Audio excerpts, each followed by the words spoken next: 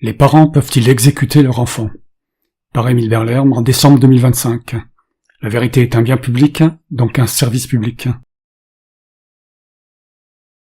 Il faut parfois dire les choses crûment, presque brutalement, pour que la réalité cesse de se cacher derrière les voiles dont la société aime l'habiller.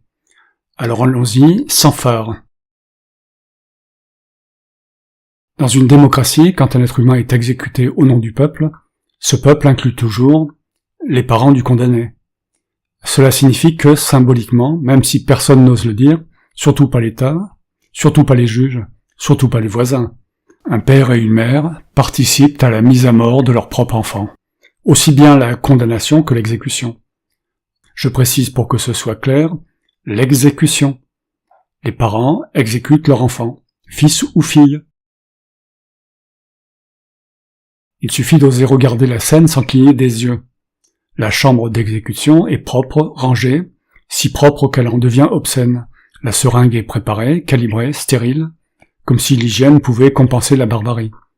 À l'extérieur, des témoins sont là, dont certains n'ont pas choisi d'être témoins au nom de la société, mais qui le sont malgré eux. Et quelque part, loin ou tout près, qu'importe, la mère respire, même maladroitement, même en luttant. Elle respire parce que son enfant respire encore. Quelques minutes, peut-être moins. Et que fait la démocratie? Ce mot que nous aimons tant brandir pour nous féliciter d'être civilisés, elle dit calmement « Ce geste est accompli en votre nom, madame, en votre nom, monsieur, vous faites partie du peuple souverain. » La vérité, parfois, n'a pas d'autre forme. Puis vient la douleur, la vraie, celle que le système judiciaire ne regarde jamais, car elle ne figure dans aucun article de loi, dans aucune case administrative. Elle n'existe que dans les corps vivants, dans les tremblements, dans les silences. La mère, elle a lavé son fils, elle l'a nourri, elle l'a bercé contre elle, parfois en pleurant de fatigue, parfois en riant toute seule dans la cuisine. Elle l'a accompagné jusqu'à la porte de l'école. Elle a eu peur la première fois qu'il a grimpé à un arbre. Elle a veillé tard le soir, où il a eu de la fièvre. Elle l'a imaginé adulte, heureux, vivant. Et un jour, la société lui dit « Votre enfant doit mourir, il nous embarrasse, il est un grain de sable dans les rouages sociaux. Et nous allons le faire pour vous, au nom de tous, même en votre nom. La société exécute votre enfant, vous faites partie de la société, vous exécutez votre enfant par association, ou plutôt par complicité. C'est la démocratie. Il n'y a pas d'arme plus cruelle. Aucune punition infligée aux condamnés n'équivaut à celle infligée aux parents. Le système judiciaire ne condamne jamais un individu.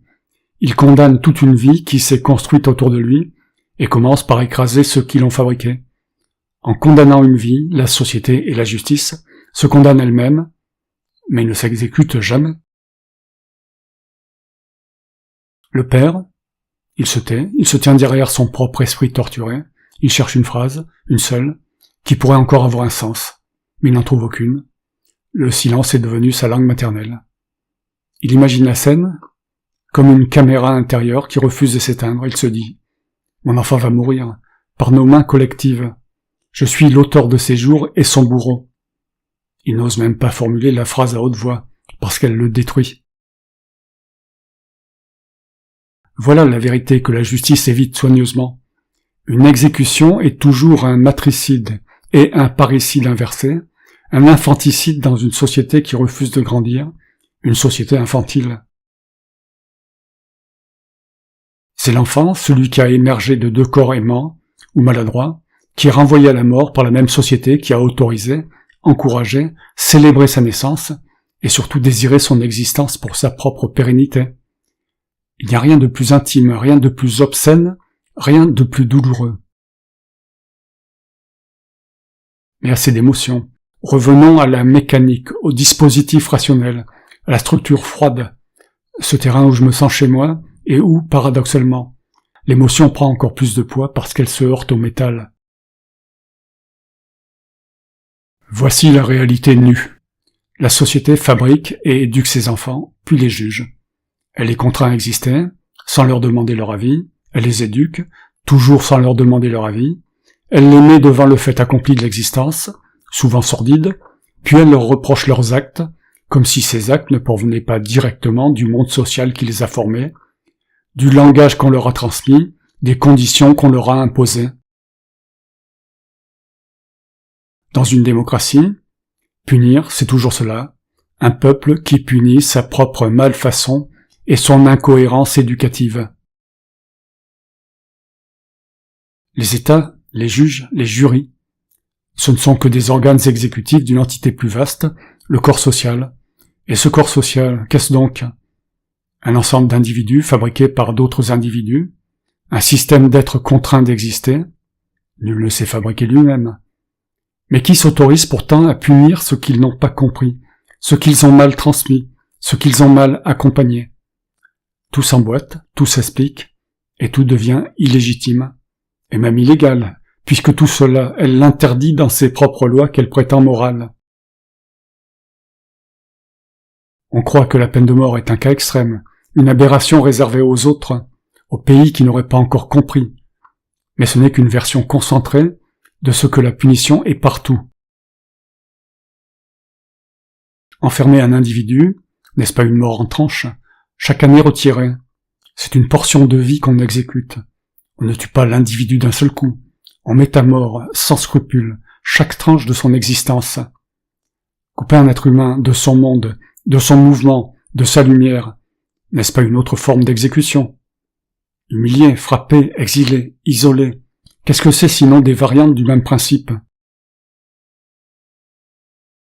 Et ce même principe, le voici. Nous punissons ce que nous fabriquons, nous infligeons des souffrances à ceux que nous avons forcés à naître et que nous avons façonnés en totalité, corps et intellect.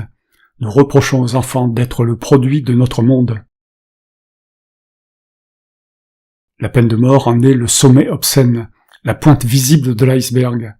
Mais l'iceberg entier, c'est la punition.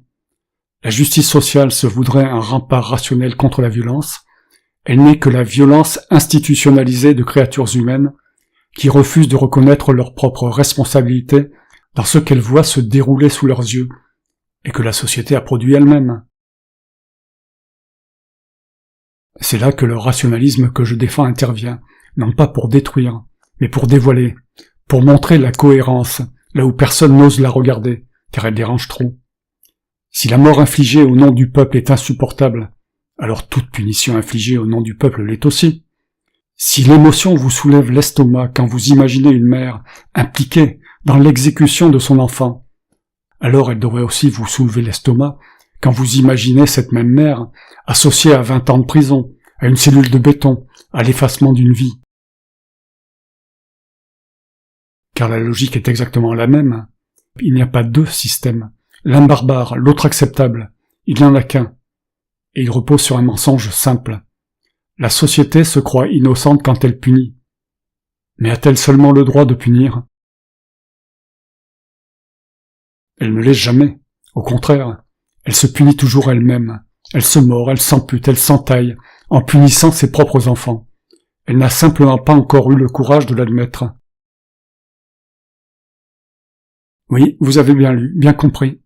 La démocratie impose à une mère d'exécuter son enfant, quand vous pensez que c'est l'État le seul bourreau. Fin, Émile Berlerme. L'obligation d'exister implique l'innocence d'exister en permanence, ce qui est vrai pour les criminels comme pour les juges. Les liens vers mes articles dans Google Drive, en français, anglais, espagnol et chinois, sont dans la présentation. Pour que la notion d'innocence d'exister se répande, abonnez-vous, commentez et likez, et encore merci.